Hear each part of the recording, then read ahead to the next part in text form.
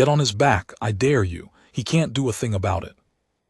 I heard the dare before I saw the man it belonged to, and I want you to understand something straight away, because the whole of what follows turns on it. I am not a statue. I am a soldier standing very still. There is a difference, and the man who decided to learn that difference the hard way had 10 seconds left of being a free man when he said those words, though neither of us knew it yet. I knew only the weight of the bearskin on my brow, the cold brass of the railing 2 feet behind my left shoulder, and the particular silence a crowd makes when it is deciding whether to be ashamed of itself. My name does not matter here. I was a corporal of the household then, a year and some months on the public posts, and that afternoon I had the railing beat at the east face of Harrogate House, the long stretch of gilded iron palings where the tourists press up to take their photographs, and where, twice an hour, a sentry stands his box in full review order. Red tunic, white gloves. The rifle at my right side, but grounded, my right hand resting on it the way I had been taught to rest it so that it looked like decoration and was not. Eyes front. That is the post. You learn to see the whole street without moving your head, the way you learn to hear your own heartbeat in a quiet room. I had been seeing the man with the phone for some minutes before he ever opened his mouth. He was perhaps 30, well-fed, in a bright jacket that had cost more than my month's pay, and he had a way of standing that I had seen 100 times, the stance of someone who has never once in his life been told no by a person he couldn't fire or pay off.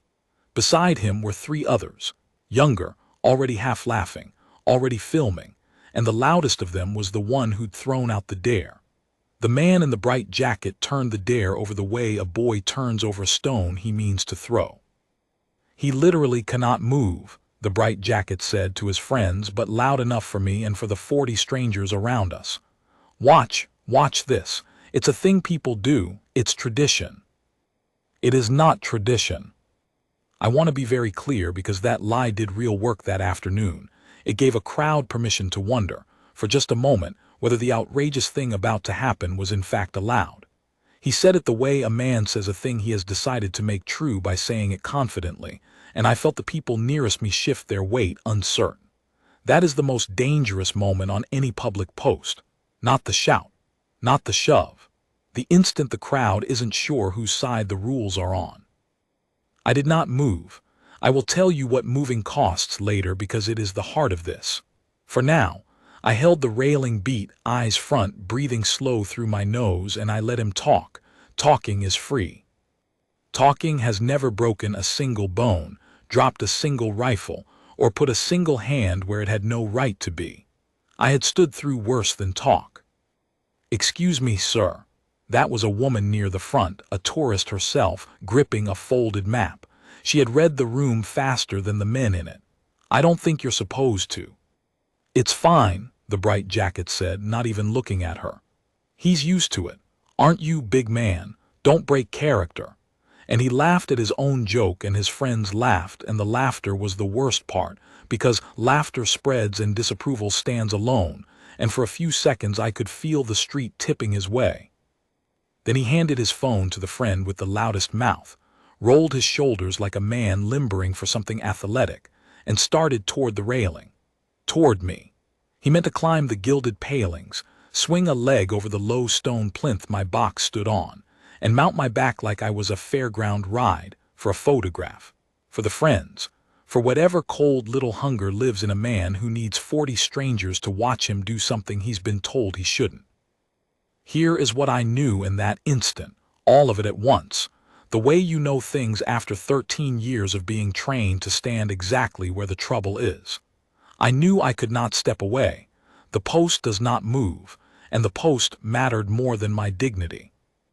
I knew that if I shouted or shoved, the clip would be of a household guard attacking a tourist, and the lie in the bright jacket's mouth would win.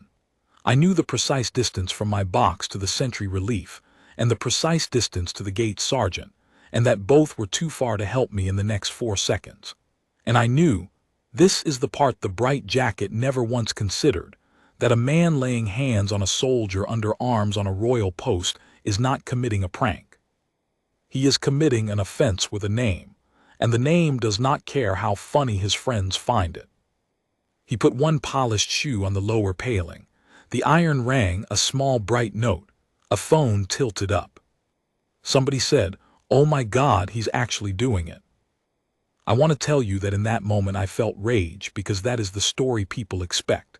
The story where the silent man's eyes flash and he finally snaps. The truth is quieter and, I think, harder. What I felt was a kind of cold clarity, the thing they spend years putting into you on the drill square, and the harder years after, the thing that lets a man hold a line when every animal instinct in him is screaming to swing or to run. I had a job. The job was to not become the story. The job was to let him become it. So I did the hardest thing I have ever done in public. I did nothing. I stood.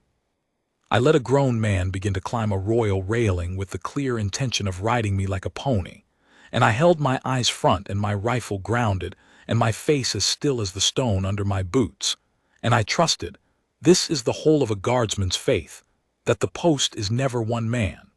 That behind me, beyond the railing, in the gatehouse and on the relief and in the daybook and in the law itself, there were men and rules and consequences that would do the moving I was forbidden to do. His second shoe left the cobbles. The crowd sound changed. It was not laughter anymore. 40 people had finally, all at once, understood that they were not watching a joke. They were watching a man assault a soldier who would not, could not, defend himself with so much as a word. And the shame of having half-laughed a moment before turned, the way it always turns, into something hotter. A boy at the front, no more than 9, gripped the railing with both small hands and stared up at me with an expression I have never forgotten. Not fear, but a kind of fierce loyalty, as if he had appointed himself my second. His mother's hand closed on his shoulder to draw him back. And then the bright jacket's hand landed flat between my shoulder blades, gripping the wool of my tunic, and he hauled himself up, and his full weight came onto my back, and a great delighted whoop went up from his friends. That was the moment, the one he would spend the next several months wishing he could unmake. I held. You should know exactly what that costs, because the costing is the whole story, and a man who has never carried a load on a locked spine cannot guess it. A grown man's weight does not settle politely. It arrives. It came onto me through the small of my back and drove down into my hips and my knees and my ankles, and every joint in my body wanted to buckle and shift to find a better line under the load. That is what a body does. It negotiates with weight. It is the most natural thing in the world. The discipline is in refusing the negotiation. I locked my knees the legal hair's breadth short of locking them, kept my heels planted on the worn dish my own boots had pressed into that stone over a year of standing there, and I let the load travel straight down through me into the plinth and the earth beneath it, the way I had been taught to take a load when I was a boy soldier learning to carry a stretcher down a hillside without jolting the man on it. I did not lean. I did not stagger. I let my skeleton do the arguing my muscles wanted to do, and I kept my eyes front. His arm came around the front of my throat, not to choke. He was not that kind of cruel, only that kind of careless, but to steady himself, the way you'd throw an arm around a lamp post. His forearm pressed my chin strap into the underside of my jaw.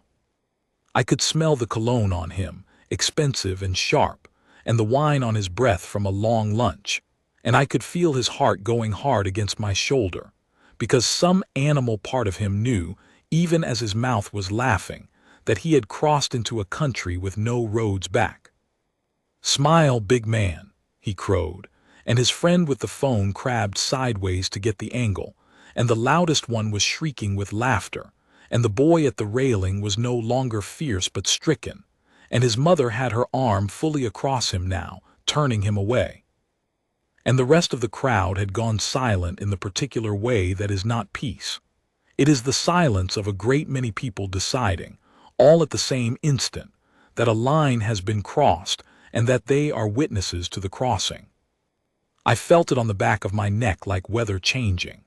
Phones that had been filming a joke were now filming evidence, and their owners knew it, and some of them lowered the phones because they did not want to be the kind of person who films this, and others raised them higher for exactly the opposite reason. A man's voice older somewhere to my right. Get down off him, you damned fool, he's a soldier. Relax, the bright jacket said breezy from up on my back. It's just a bit of. He never finished it, because that was when I gave the only order I was able to give without breaking my post, and I gave it the way we are taught to give it when our voice must not be the thing the camera catches.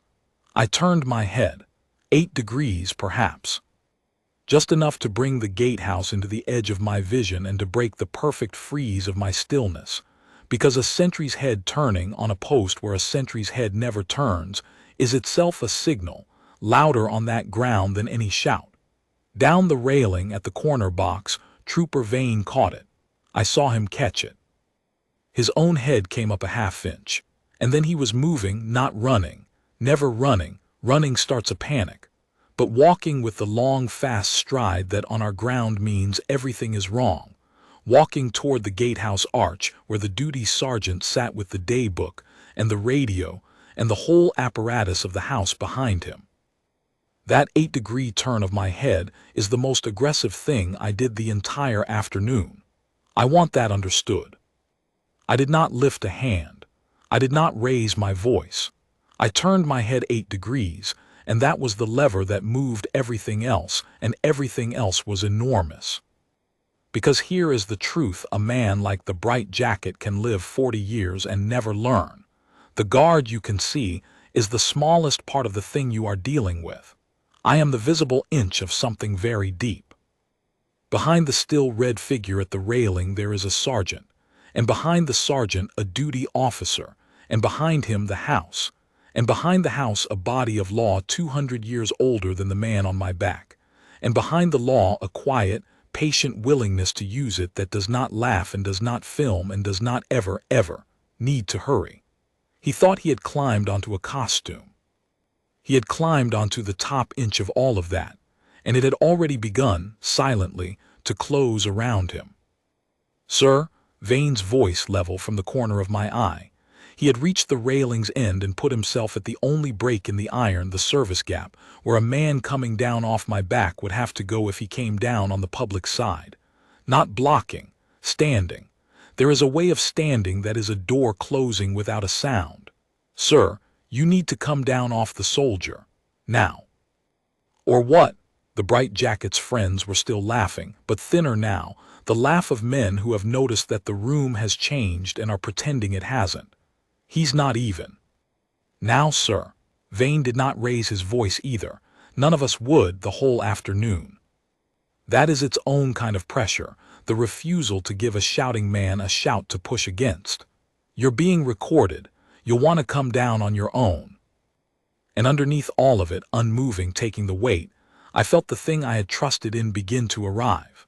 Through the soles of my boots, faintly, the change in the gravel beyond the gatehouse arch, the particular cadence of a duty sergeant crossing a forecourt at the pace that is not a run and is not a stroll, the pace that means he has read the radio and is coming, and that behind him others are already lifting telephones, opening the book, noting the time. The house had woken. It had not woken angrily. It had woken the way a very old, very strong thing wakes, without alarm, because it has seen this before, and it knows exactly how the afternoon ends, and the afternoon does not end well for the man on my back. He felt it too, I think. Up on my shoulders his bravado had gone tinny. The arm around my throat tightened a fraction, fear now, not balance, and he said to his friends, in a voice trying to climb back up to breezy and not making it, Okay, get the shot, I'm getting down, this is, and he started to dismount, and that of all things was the moment he made it worse. Because coming down he grabbed for a handhold, and the only handhold was me, and his gloved, no, ungloved, his bare hand closed on the medals at my breast. The ribbons I had not worn for show. The small bright weights that men I had served with had earned, and some of them had died earning. His whole panicked grip came onto them, and I felt the bar bend, felt a clasp give, felt a thing that was not mine to forgive bend under the hand of a man getting down off a dare. I kept my eyes front. I kept my voice in my chest where it lives. But something in me, something older and harder than the corporal at the railing, made a small private note of that, the way you note a thing you will not forget. Not for revenge. We don't do revenge. Revenge is for men who have no system behind them and so must be their own. I noted it the way the daybook notes a time. Coldly. Accurately. For the record that was already, all around me, beginning to be written. His foot hit the cobbles. He was down off my back. And he turned, grinning, sweating, to face the worst afternoon of his life as though it were the end of a good one. The duty sergeant came through the service gap as the bright jacket's friends were already crowing the clip back at one another. "Tell me you got it. Tell me you got the whole thing." And the sergeant did not crow anything. Sergeant Bram Hollies, a square, unhurried man, 22 years in, the kind of senior soldier who has long since stopped needing his voice to be loud, because the whole weight of the institution does his arguing for him. He came up beside me, glanced once at my face, a glance that asked, in the wordless grammar of the post, "Are you holding?" And to which I answered with the smallest possible flicker of an eyelid, "Yes." And then he turned to the man in the bright jacket and he said, conversationally, almost kindly, "That'll be the end of your afternoon, sir. Would you stand where you are, please?" "Oh, come on."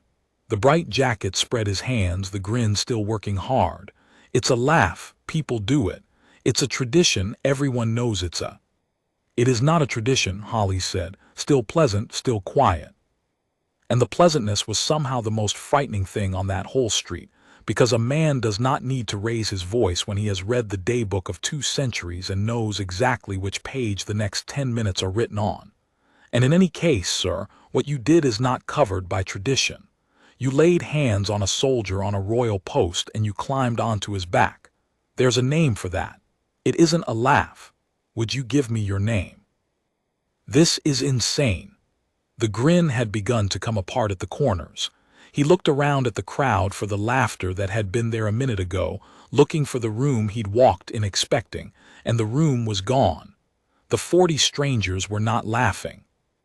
They were watching him the way you watch a man who has just realized too late what he has done.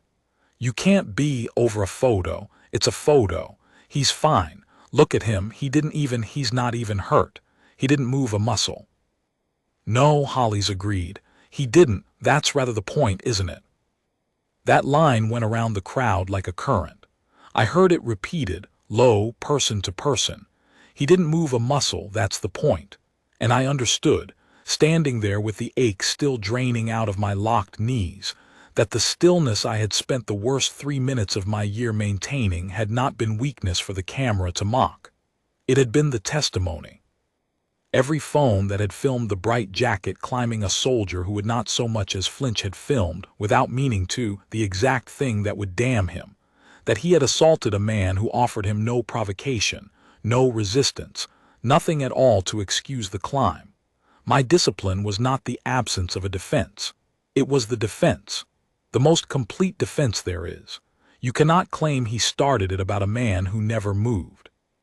The bright jacket gave a name. I will not give it to you, real or otherwise, because the giving of it was the moment the swagger died, and a man deserves to keep the small mercy of his name out of a stranger's mouth even when he has earned everything else. He gave it sullenly, and then more sullenly gave the address that matched the bright jacket lifestyle, and his friend with the phone had stopped filming entirely now, and was holding the device down at his side like a thing he wished he'd never picked up. "You can't keep me here," the bright jacket tried one last time the way they always try. I'm leaving. Come on, lads." And he made his last mistake, which was to turn and walk fast toward the open street. I want to describe carefully what happened next, because this is the part the lie would most want to twist, and I will not let it. He turned to leave. Trooper Vane, who had not moved from the service gap, did not grab him, did not strike him, did not so much as raise his rifle, which stayed grounded and slung exactly as mine did. Vane simply stepped 1 pace calm, into the line the man was walking, so that to leave, the bright jacket would now have had to physically push through a second soldier, in front of 40 witnesses and a dozen phones, having just assaulted the first. And the bright jacket, who was reckless but not insane, stopped. He stopped because some last functioning part of his judgment understood that a man who shoves his way past 2 royal guards to flee the scene of an assault has just handed the law a far worse afternoon than the one he already faced. He stopped, and he stood, breathing hard, trapped not by force but by the sheer arithmetic of consequence closing around him. That is how the house takes a man, not with a blow, with arithmetic. The forecourt police came through the gate then, 2 constables of the standing detail, unhurried as Holly's had been, because everyone on our ground moves at the same deliberate pace, and that pace is itself a message. And they did the small, undramatic, irreversible things that turn an incident into a case. They noted the time. They noted my number and Vane's and Holly's. They took the names of the witnesses who would give them, and there were many. The woman with the folded map gave hers first and firmly, and an older man in a flat cap said, "I'll stand up in any court you like. I saw the whole thing. He climbed the lad like a gate." And a young couple who'd been filming offered their footage before they were even asked. The crowd that had wavered for 10 seconds at the start had become, by the end, an army of witnesses, and the bright jacket stood in the middle of it, slowly understanding that the audience he had performed for had become the audience that would convict him.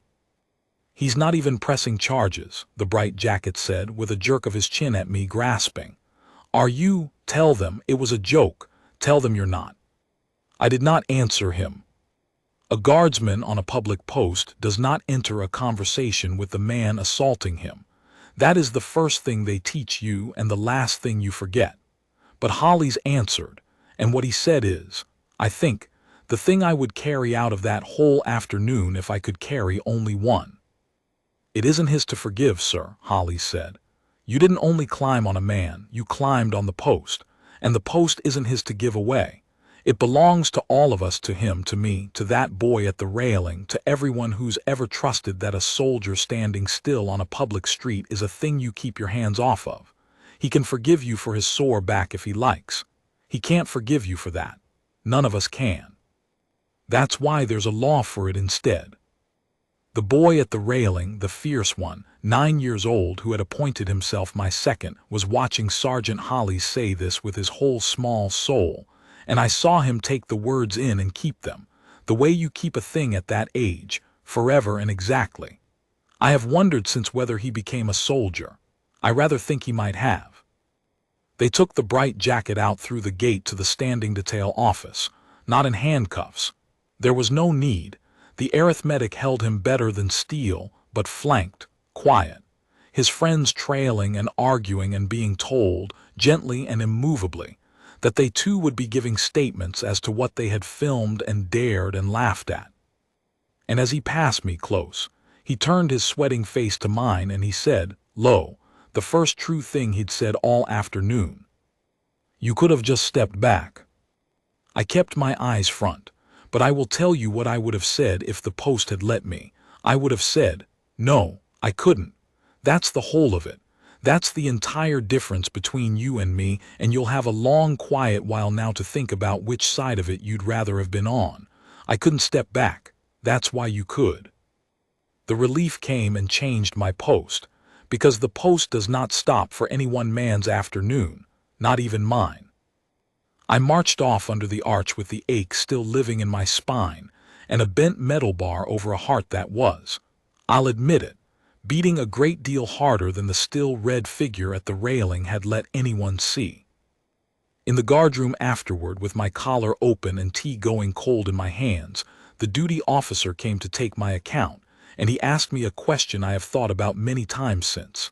He set down his pen, looked at me and said, not as an officer but as one soldier to another, "Why didn't you put him on the ground? You could have. We both know you could have in about a second and a half, and not a court in the land would have blinked. Why take it?" It is a fair question. I will answer it the way I answered him, because it is the answer that makes this a household story and not a brawl. I had not always stood at a railing in a red coat. Before the household, I had stood in places where the test of a man was the opposite, where holding still got you killed, and the whole art was the speed and force of moving first. I had done that work, and done it well enough that the doing of it earned me one of the small bright weights on the bar, the bright jacket bent getting down off my back. I had hands that knew exactly how to take a careless man off my shoulders and lay him on the cobbles so that he learned not to climb soldiers ever again. The officer was right. A second and a half, I knew the count. And that is precisely why I did not do it. A man who cannot break a thing gets no credit for keeping it whole. The discipline that matters, the only discipline that means anything, is the discipline of the man who absolutely could and absolutely does not. When I joined the household, I laid that other work down on purpose, the way you lay down a tool you've decided not to be defined by, and I took up a harder one, to be the man who has every reason and every right and every ability to strike, and who stands instead like a wall, and lets the law be the thing that moves. Any frightened conscript can hit a man who climbs on him.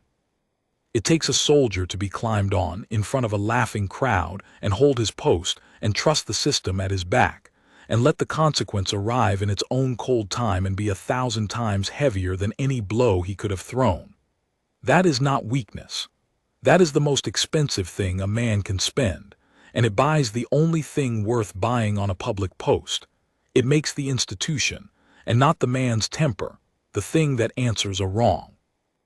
The day a guard answers an assault with his fists is the day the post becomes just a man in a costume who can be provoked, exactly the thing the bright jacket had bet I was. I would not give him the satisfaction of being right. The officer was quiet a moment.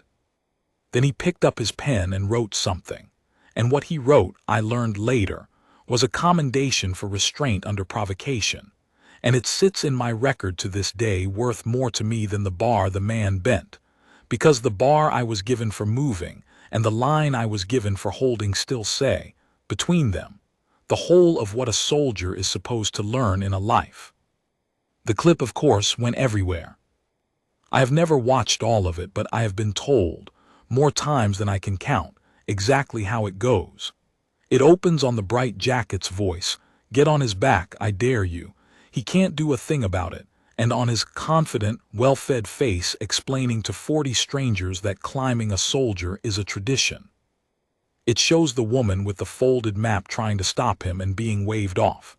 It shows him mounting my back to the whoop of his friends, and it shows me, and this is the part that did the thing none of his friends intended, it shows me not moving, not a flicker, eyes front, rifle grounded, a man being treated like furniture by a stranger and bearing it with a stillness that the whole internet, watching, found that it could not laugh at.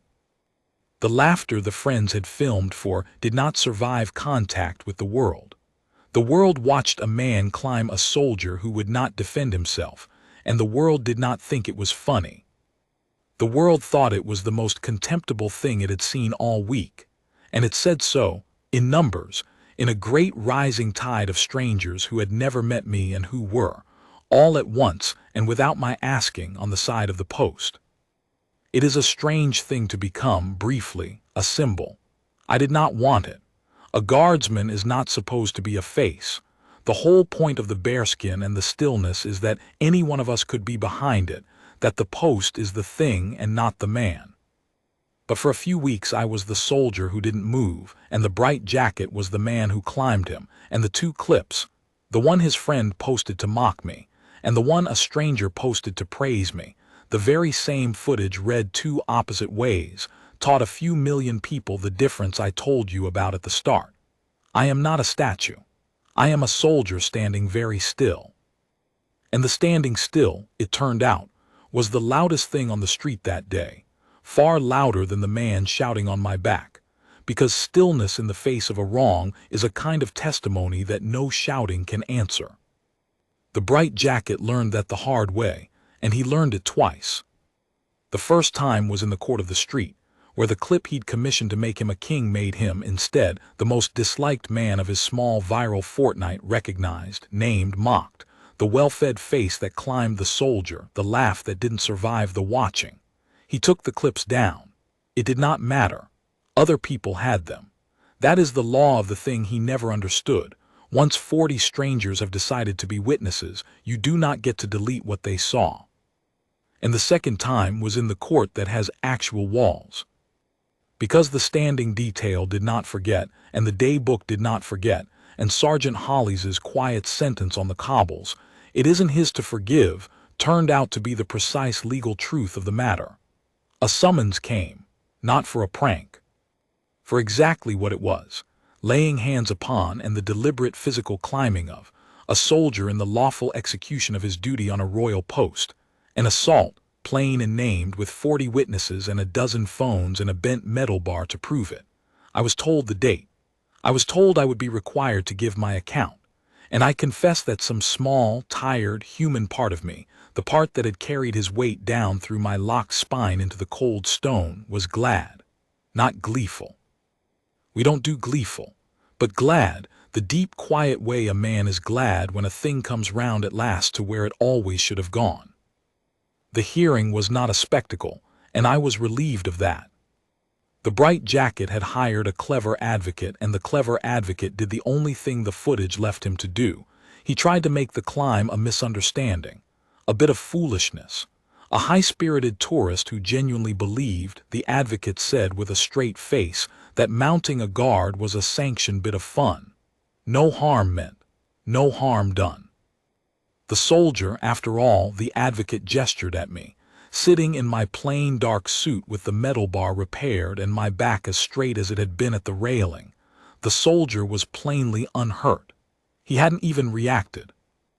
And there it was again.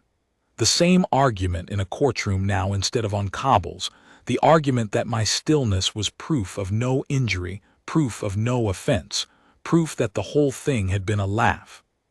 The advocate leaned on it because it was all he had, and because he did not understand, any better than his client had, the thing the post is built to teach. I gave my account when I was asked to, and I gave it the way we are taught to give everything, plain, slow, without heat, the facts laid down like stones in a wall. I said what the man had said. I said where his hands had gone. I described the weight of him and the precise count of seconds, and the exact moment his bare hand closed on the metals and bent the bar. I did not embellish and I did not soften. When the advocate asked me, with a practiced air of reasonableness, whether it wasn't true that I had suffered no injury and felt no fear, I answered him honestly, and my honest answer was the thing that ended it. "I am trained to show no injury and no fear, sir," I said. "That is the post. A man who climbs a soldier because the soldier shows nothing has not proved that he did nothing. He has proved that he relied on the soldier's discipline to get away with it. I gave him nothing to push against on purpose. That is not the same as there being nothing there." The advocate had no question after that. There is not one. And the woman who heard the case, I will not name her office, only say that she had heard a great many afternoons go wrong in her time, and had a face that had stopped being surprised by foolishness decades ago. She set it out at the end in terms even the bright jacket could not pretend to misunderstand. She said that the law does not protect a soldier on a public post because the soldier is fragile. It protects him because he is forbidden to protect himself, and a thing that cannot defend itself must be defended by everyone, or it is defended by no one. She said that the defendant had not assaulted a man who happened to be wearing a uniform. He had assaulted the uniform, and the post, and the trust of every person on that street who believed a still soldier was a thing you do not touch. She said that the stillness the defense kept pointing to as proof of no harm was, in fact, the gravest fact in the case, that a man had been climbed and ridden, and had his decorations bent by a careless hand, and had borne it all without lifting a finger, because the law and his oath required it of him, and that the defendant had gambled everything on that discipline and lost.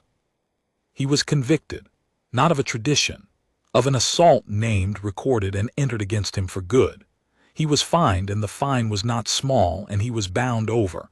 And the part that I think landed hardest, though it drew no headline, he was barred from the approaches of every household post, every gate and railing and forecourt where a soldier stands his ground, for a long stretch of years. He would not climb another guard. He would not, in fact, be permitted within a stone's throw of one. The street he had tried to make his stage was closed to him. He did not look at me as it was read out. He had looked at me on the cobbles when he'd said you could have just stepped back, and I think he had spent the months between learning slowly, in the cold light of his own viral fortnight, exactly why I could not, and what it had cost him that I would not.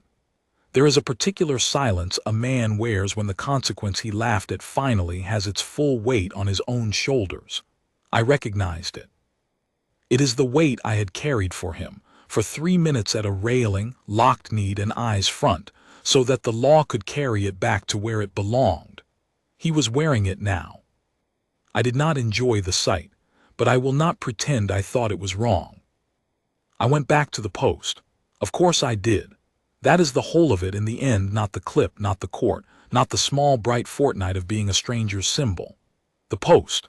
I stood the railing beat at the east face of Harrogate House again the next week.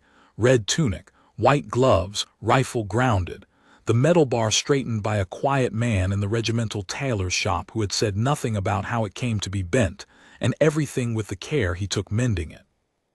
The tourists pressed up to the gilded palings the way they always do. They took their photographs.